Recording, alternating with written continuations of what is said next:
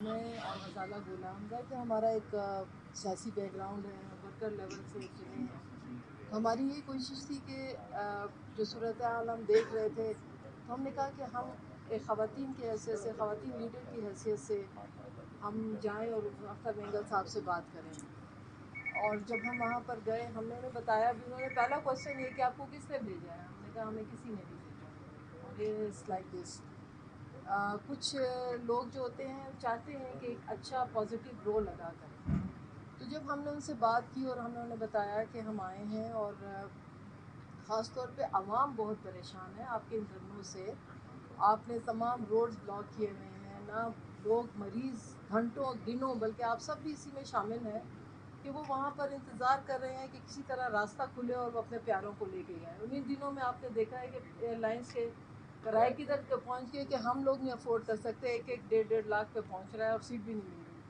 تو ہم نے انہیں یہ تمام مشکلات بتائیں. رمضان بھی تھا، ساری چیزیں تھیں، لیکن انہوں نے یہی کہا کہ جو ان کے مطالبات تھے اس میں یہی تھا کہ جب تک ہمارے مطالبات تسلیم نہیں ہوتے ہم جو ہے وہ یہ نہیں کریں گے. انہوں نے کہا کہ میڈ تو نہیں کہنا چاہیے، مطلب ایک ہم بھی سیاسی ورکر ہیں. سیاسی طور پہ ہم لوگوں نے، میں اسپیکر رہی ہوں، منسٹر رہی ہوں. غزالہ گولا صاحبہ اس وقت جو ہیں ڈپٹی اسپیکر ہیں. تو ہم نے تو اپنی بات خواتین کے حوالے سے انہیں پہنچائی ہے. اور انہوں نے کہا، میں نے کہا دیکھیں کچھ میٹرز، میں خود ایڈوکیٹ ہوں، کچھ میٹرز جو ہیں وہ عدالتوں میں، جیسے ہمارے پارلیمانی لیڈر نے کہا ہے خوزہ صاحب نے کہ کچھ معاملات عدالتوں میں ہیں، لیٹ دیم ٹو ڈیسائیڈ. مطلب اگر ہم ہر چیز دھرنوں سے حل کرنے کی کوشش کریں گے، اور یہ ایک عجیب سا رواج پڑ گیا ہے، کچھ نہیں ہوتا، وہ دھرنا ہو جاتا ہے. بلوچستان بالکل ہینڈی کیپ ہے. میں ایک ایسا سٹیزن آف بلوچستان بھی کہتی ہوں کہ بالکل ہینڈی کیپ کر دیا انہوں نے ہر چیز کو. تو کس طرح سے مسئلے چلیں گے؟ کوئٹہ ایک چھوٹا شہر بھی ہے. تو میں، اور دوسری بات یہ کہ دیکھیں ایک لیڈرشپ ہے. ہماری لیڈرشپ پاکستان مسلم لیگ نون اور نواز شریف صاحب ہمارا فخر ہے. میں دل سے میں کہتی ہوں، یہ نہیں کہ میں صرف مسلم لیگ نون میں ہوں، میں نے ان کی پوری ہسٹری دیکھی ہے.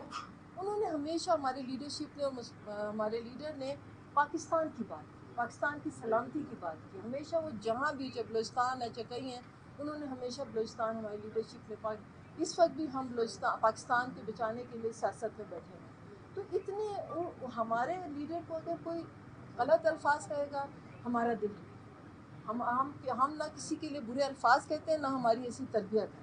تو ہم چاہتے ہیں کہ ہمارے لیڈرشپ کے لیے بھی ایسا نہ کہا جائے.